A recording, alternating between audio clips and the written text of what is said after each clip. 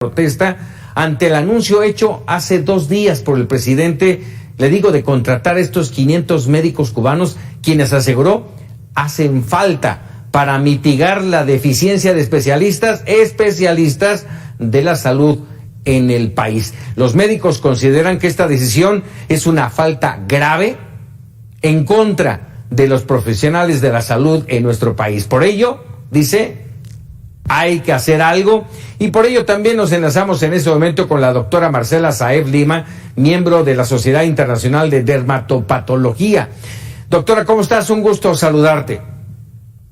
Igualmente, muchísimas gracias, buenas noches, aquí estoy atenta. Gracias, Marcela. A ver, dime una cosa, ha generado, por supuesto, mucha controversia esta situación, esta declaración del presidente que van a contratar a 500 porque nos hacen falta, cuando hemos hablado a lo largo de muchos meses de médicos mexicanos desempleados. En efecto, yo creo que aquí es una cosa muy importante. Yo escribí por ahí un tuit en la mediodía que no es tanto criticar si estos médicos están capacitados o no. Simple y sencillamente es para poder laborar en México como médico cirujano, uno tiene que homologar sus conocimientos con el sistema que nosotros tenemos. ¿Qué quiere decir esto? Pues el sistema que nos reconoce como profesionistas, primero pues son las universidades y los colegios, y luego es el ENARM, o sea, la Universidad Nacional Autónoma de México, que emite un examen donde nos evalúa y reconoce si estamos capacitados o no. Al homologar nuestros conocimientos, que hace cualquier país en donde nosotros queramos ejercer, en Latinoamérica, en Europa, en Asia, es muy importante porque tenemos que estar seguros que aquellos profesionales que vienen a contribuir a nuestros países, pues tienen la misma capacidad en estudios y en integridad emocional y en integridad social y en integridad ética, y que van a funcionar adecuadamente y no van a hacer daño, sino van a ser un beneficio a nuestro país. Y eso no nada más es importante, sino también decir que en México hay una gran cantidad de médicos muy bien capacitados que inclusive se quedan sin plazas para ejercer una especialidad o una subespecialidad, y aquellos que deciden quedarse como médicos generales pues no son bien contratados o tienen unas contrataciones a la mitad o tienen medias plazas. Las condiciones laborales... ¿Cómo en cuánto está una plaza de esto que me estás hablando, Marcela? Pues mire, una plaza, por ejemplo, de especialista en un instituto de tercer nivel, media plaza, más o menos son como 19,000, 18,000 pesos, ¿no? Al mes. Y como médico... al mes. Te lo pregunto, Marcela, porque ahora durante la pandemia vino un grupo, también creo que como de 500 médicos cubanos, contratados para atender la pandemia en nuestro país, y hasta donde tengo entendido se gastaron alrededor de 57,000 pesos por persona al mes en el país, para hacer un total de 6.2 millones de dólares, 135 millones de pesos es lo que gastó el gobierno mexicano por estos médicos cubanos, que déjame decirte, a título personal, no sé qué especialidad tenían ni qué hicieron. Yo no los vi trabajando. Y eso déjeme decirle que ahorita sonrío, pero al rato me voy a poner a llorar porque 57,000 pesos yo no he ganado pues nunca, ¿no? Yo trabajo en un instituto de tercer nivel y mi sueldo es eso lo que le estoy diciendo, y por un medio tiempo. Entonces, y yo soy especialista y de hecho subespecialista. Entonces, es una gran ofensa para los médicos que somos nacionales y que nos entrenamos localmente en nuestros institutos, en nuestros hospitales a muy buen nivel, porque no nada más tenemos certificaciones, sino tenemos recertificaciones cada 5 años si somos colegiados, y de hecho tenemos que ser colegiados para participar de institutos o de hospitales en cualquier parte de la República Mexicana. Entonces, independientemente de la ofensa que podamos sentir personalmente y decir no estamos homologados en lo que nos están pagando, lo complicado aquí y lo triste o lo dramático o el adjetivo que quiera utilizar es que Hay muchos médicos.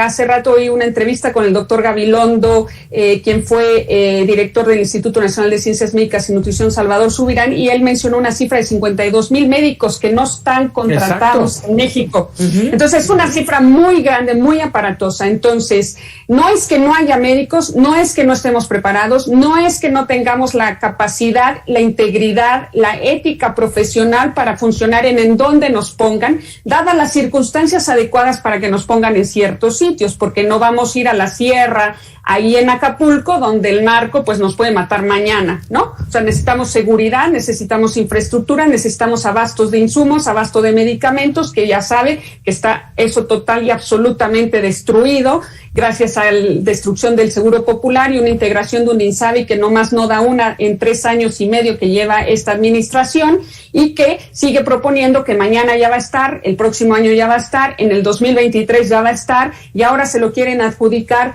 al Instituto Mexicano del Seguro Social, que no tiene la infraestructura ni siquiera en edificios, ni siquiera en contrataciones. Acuérdense que también hay sindicatos y hay horas laborales y condiciones adecuadas, y entonces, ¿cómo van a homologar los sueldos que le dan de 57,000 pesos a una persona que dicen que traen de Cuba muy bien capacitada, que no está acreditada acá, que no está homologada en México, que no sabemos las circunstancias en las que vienen, que hay una gran incertidumbre si estas personas en realidad son médicos o son propagandistas de del populismo, socialismo cubano? Uh-huh. Y entonces, independientemente de que nos sintamos, vuelvo a lo mismo, ofendidos como gremio, ofendidos en lo personal, lo que es muy grave es que ese dinero de tantos miles millones de pesos podría invertirse en abasto de medicamentos, en abasto de insumos, en vacunas que no han sido puestas a los niños, en infraestructura, en un INSABI que funcione, en una distribución de medicamentos que ya funcione, en una estabilización del sistema de vacunación que fue también destruido. Birmex se convirtió en un almacén y ya no en un distribuidor de vacunas. Entonces tenemos un desastre en el Sistema Nacional de Salud, y ahora quieren invertir en personas que no sabemos cuál es su función en realidad, y yo no quiero ser ofensiva a ningún gremio, a ninguna persona, porque no es nuestra intención, es simple y sencillamente no tienes un buen sistema de salud y quieres venir a imponer personas que no estás homologando y que por decreto vas a decir que sí son médicos, que sí van a ayudarnos a la salud, que sí van a atender a pacientes, que sí van a saber leer una biopsia de piel, que sí van a saber diagnosticar un cáncer de páncreas, que sí van a saber hacer un trasplante de hígado, por ejemplo. Ahora el instituto cumplió los 500 trasplantes de hígado, y eso, perdóneme, eso implica una gran infraestructura, un gran apoyo de los directivos, un gran compromiso de los médicos, como para traer personas que no son nacionales, que no han sido integradas al sistema, que no han sido abrazadas también por el sistema. ¿Cómo los vamos a dejar? Claro. ¿No? Ahora, pagando, ¿no? Marcela, no podemos negar, y eso y voy a insistir en ello, que el gran historial médico que tiene Cuba, ¿sí? Es un gran lugar de grandes médicos, sin duda. Pero aquí el punto no es eso. Lo acabas de mencionar y yo insisto. No sabemos quiénes son, qué especialidad tienen, por qué los contratan y por qué no estamos apoyando a los médicos mexicanos que están desempleados o subempleados. ¿Por qué no lo hacemos? Dice el presidente, y como último te lo pregunto, de alguna manera ya lo contestaste, pero bueno, lo vuelvo a hacer, Marcela. Esta decisión, dice el presidente, la tomamos porque no tenemos los médicos que necesitamos en el país. Bueno, ese argumento sí resulta bastante ofensivo, pero bueno, ese es más o menos el presidente, así es como hace sus argumentos, ¿no?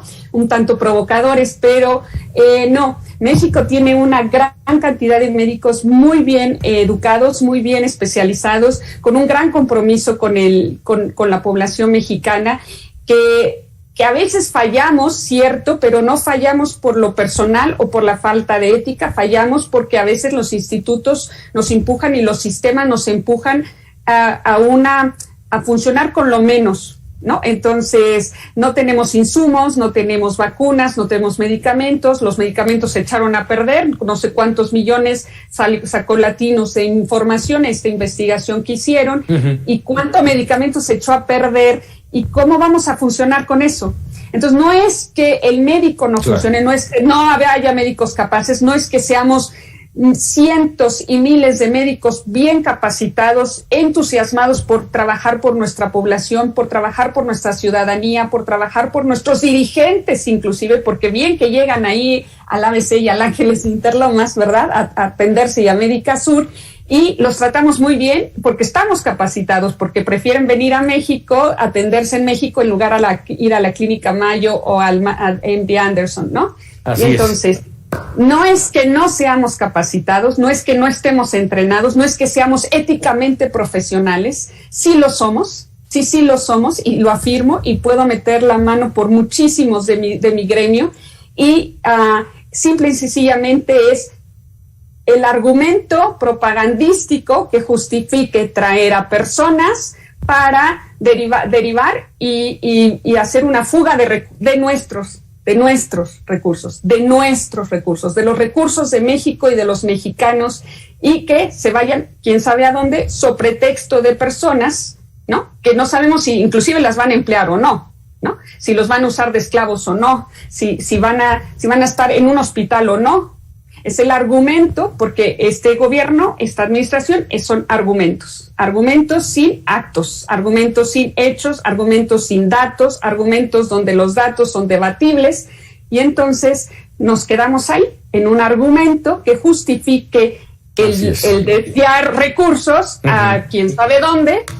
Pero los médicos, perdónenme, los médicos mexicanos escribieron una carta, los colegiados, varios de los colegios de varias especialidades. Yo tengo que decir que falta nuestra carta del Colegio de Ciencias, el Colegio Mexicano de Ciencias Dermatológicas, del cual soy yo presidenta, y del cual el colegio está de acuerdo en lo que se está expresando, que no aceptamos el argumento del ciudadano presidente, y que sí habemos médicos muy capacitados en todas las especialidades. La mía es la dermatología y mi subespecialidad es la dermatopatología, y que estamos dispuestos a entregarnos a nuestro México por nuestros mexicanos, por nuestros connacionales, por nuestros ciudadanos, por los extranjeros que viven en México, por los turistas que pasen por México, porque los arropamos, porque sí los atendemos, porque inclusive tenemos un turismo mexicano médico muy importante en la frontera, porque confían en los médicos mexicanos, porque confían en nuestra capacidad,